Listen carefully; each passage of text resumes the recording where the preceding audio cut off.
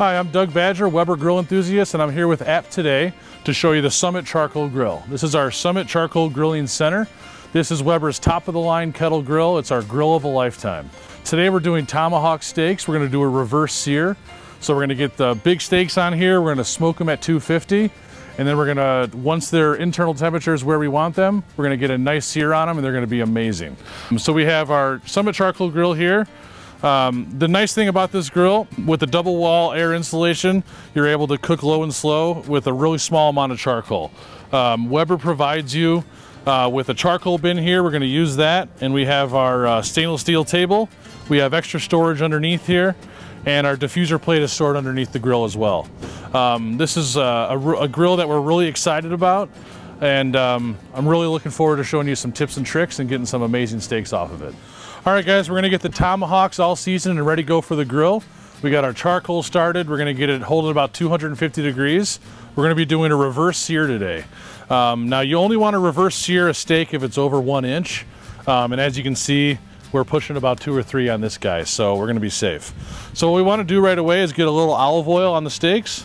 So we'll just drizzle some olive oil on this side, rub that in. We're going to start out with our coarse salt. Get nice and liberal with the salt.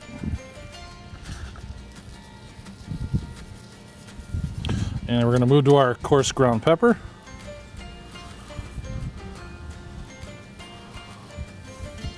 And we also have a little granulated garlic here. It has parsley inside. It's really, really good on a steak. So we're going to get a little bit of that on there as well.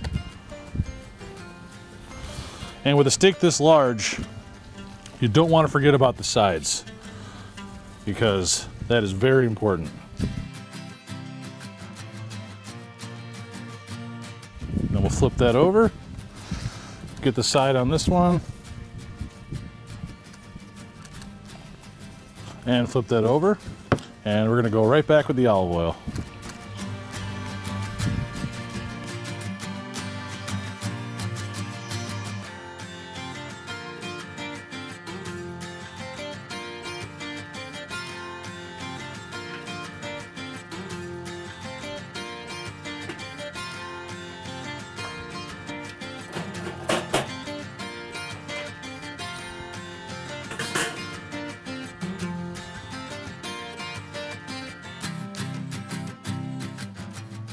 Okay, our grill is already set to smoke. We have the grill holding nicely around 275 right now.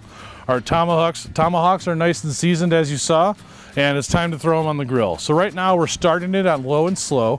We have our charcoals at the very bottom, and our diffuser plate, which you saw me put in, is in between the coals and the food. So we're going to go ahead and add the steaks now.